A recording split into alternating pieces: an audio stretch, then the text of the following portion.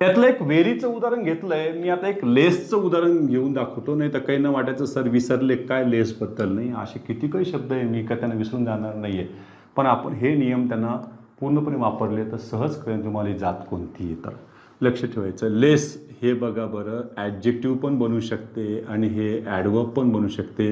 Adverb केव्हा बनणार, जेव्हा ते कोणाच्या आधी येईल, ॲडजेक्टिव्हच्या आधी येईल. आणि लेसच्या बाजूला जर असं दॅन हे तुम्ही जर एखादं कंजंक्शन वापरलं तर तिथं लेस हे काय बनते, ॲडजेक्टिव्ह बनते. पहा बरं, समजा मी इथं दिलं आहे my salary is less than yours.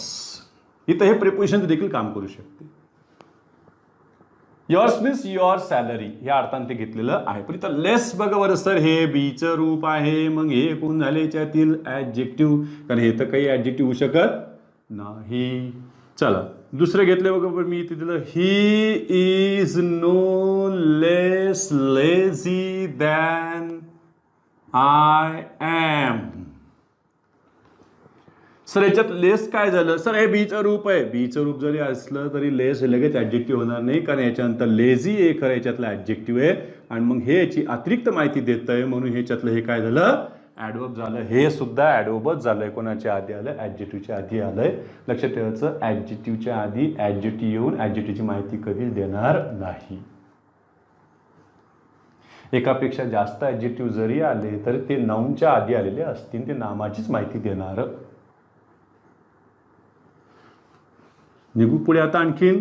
चाल आता याच्याबद्दल आम्हाला अभ्यास करायचा आहे, खास करून कोण आहे तो पाठ, वर्ब. कारण काही जण म्हणते सर ते सगळं वर्बवर झालं, मला वर्बच ओळखता येत नाही सेंटेन्समधलं.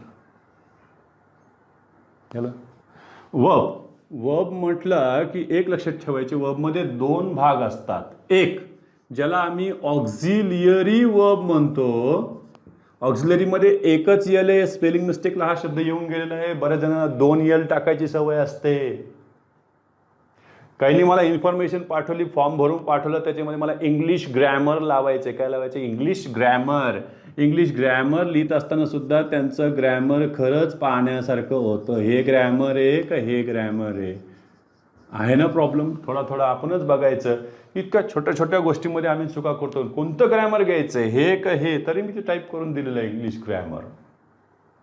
झालं, याच्यामध्ये हे होणार नाही, हे त्याच्यातलं AR. हा इथं तसाच प्रॉब्लेम आहे. दोन यल नाही पाहिजे, किती यल पाहिजे, एकच यल पाहिजे. लक्षात ठेवायचं. चल या ऑक्झिलरी वर्ब आणि दुसरा येत असतो मेन वर्ब. पुढे आपण हे ऑक्झिलरी वर्बचे सुद्धा प्रायमरी ऑक्झिलरी, मॉडल ऑक्झिलरी असे दोन भाग पाडतो. झालं बघायच्या मध्ये प्रायमरी ऑक्झिलरी झालं आणि दुसरा येईल त्याच्यामध्ये मॉडल ऑक्झिलरी. मॉडल लक्षात ठेवायचं, मॉडल हा शब्द तयार झाला मूड अधिक ऑल पासून. म्हणजे भिन्न भिन्न प्रकारचे मूड, म्हणजे तो अर्थ देण्याचा प्रयत्न करून वाक्याला, तिथून तो तयार झाला. बघा याच्यातलं एक ओ कट झालं, याच्यातलं एक यल कट झालं, शब्द तयार झाला मॉडल. मॉडेल नाही, मॉडेल नाही, मॉडल. Modal auxiliary. चालेल, यांची संख्या एकूण 13 आहे. तर यांच्यामध्ये मेन कोण कोण आहे, बीचे रूप, हॅवचे रूप आणि डूचे रूप. यांचे सुद्धा रूप आपल्याला माहीत असले पाहिजे. बीचे रूप एम इज आर, हॅवचे रूप आहे याच्यामध्ये हॅव हॅज हॅड आणि डूचे रूप आहे डू डज डीड. आणि आपण डिटेलमध्ये नंतर शिकू. आणि हे मेन वर्बचं देखील काम करू शकतात.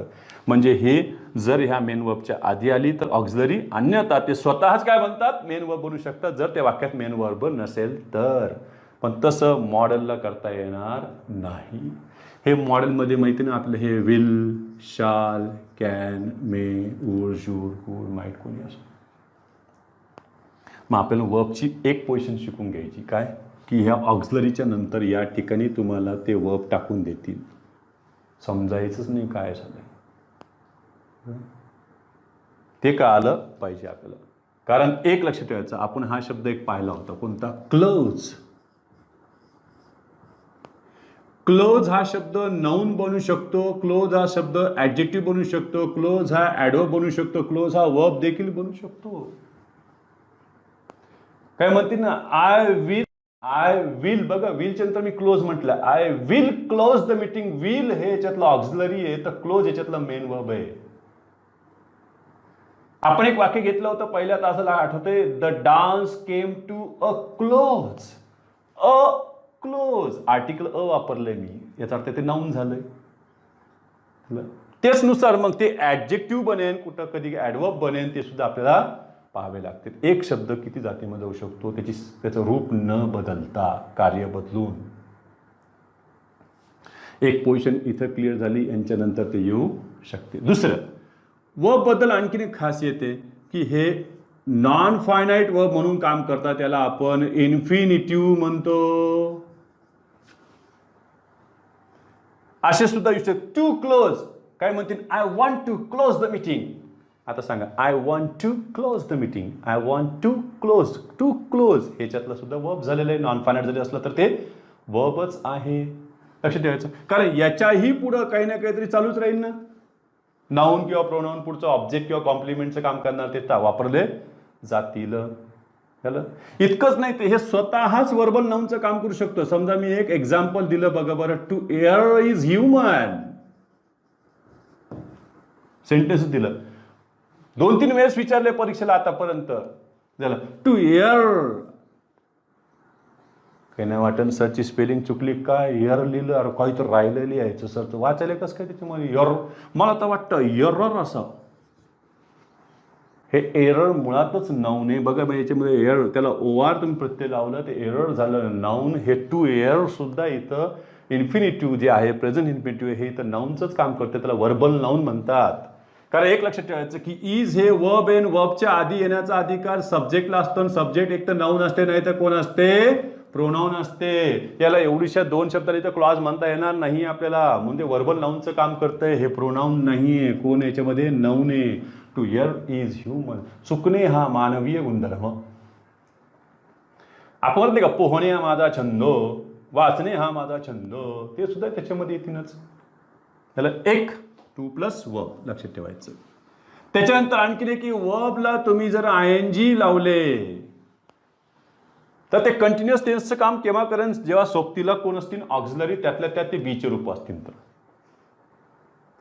पण ह्या व्ही आयएनजी नंतर सुद्धा तुमचे बाकीचे मेंबर जर येतच गेले, ऑब्जेक्ट आलं, एखादं कॉम्प्लिमेंट आलं, तर हा क्लॉजचं काम करेल, त्याला वर्बच राहील. पण हे जर यांच्याशिवाय जर आले तर हे स्वतः नाऊन बनतात. त्याला आपण पुढे चालून, मी यांना जर काउंट टाकलं, आणि याला जेरंड म्हणतात. काय म्हणतात? जेरंड किंवा वर्बल नाऊन. हे नाऊनचं काम करू शकतात, तसंच हे ॲडजेक्टिव्हचं पण काम करू शकतात. अरे एक एक कार्य दिसतंय आम्हाला. अरे व्ही आयएनजी सुद्धा काय झालं इकडे काम करायला लागलं. जेरंडचं सुद्धा. समजा मी इथं असं दिलंय, रीडिंग इज माय हॉबी. चला, हे कोणाचं रूप आहे? बीचं रूप आहे, वर्ब आहे. वर्बच्या आधी कोण येत असतो? सब्जेक्ट. सब्जेक्ट इथं नाऊन असतो किंवा काय असतो? प्रोनाऊन असतो. प्रोनाऊन हे कोण आहे? नाऊन झाले. झालं त्याच्यामध्ये. आणि मी आणखीन एक उदाहरण त्यालाच अटॅच करणारं एखादं उदाहरण इकडे लिहितोय बघा. She is sitting in the reading room. चला, याच्यातलं रूम काय झालं? नाऊन आहे. आणि रीडिंग कोणाची माहिती द्यायला लागलं? ह्या रूमची. मग रीडिंग हे याच्यातलं वर्ब होईल का? नाही. हे याच्यातलं ॲडजेक्टिव्ह होईल की याच्यातलं नाऊन होईल? सांगा.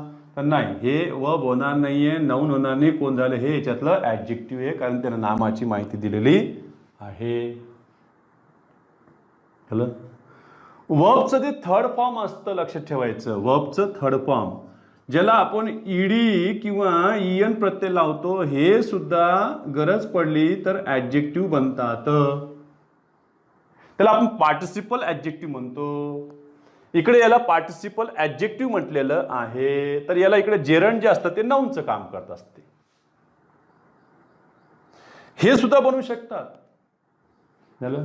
मी जर असं म्हटलं बघा, it is a known story. ही सर्वांना माहीत असणारी कथा आहे बघा. नोन. तुम्ही म्हणता ना की सर मी नोचे 3 रूप पाठीमागा. Know, knew, known.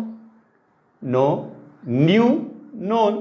पण मला सांगा, नोन वर्ब आहे का इथं? थर्ड फॉर्म आहे का? तर नाही. यानं माहिती कोणाची दिली? या स्टोरीची. मग हे याच्यातलं झालं ॲडजेक्टिव्ह. काही जण इंटरेस्ट शब्द या वर्बला इंटरेस्टेड करतात, ईडी लावतात. Interested, I am not interested in this project. आपण असं जेव्हा म्हणतो तेव्हा I am not interested, am बीचं रूप आहे, इंटरेस्टेड ह्याच्यातलं ॲडजेक्टिव्ह झालेलं आहे. तर अशा प्रकारे वर्ब सुद्धा यांची कामं करताना दिसतो. कधी तो नाऊन बनतो, कधी ॲडजेक्टिव्ह बनतो, तर कधी तो स्वतः वर्ब सुद्धा राहील. झालं.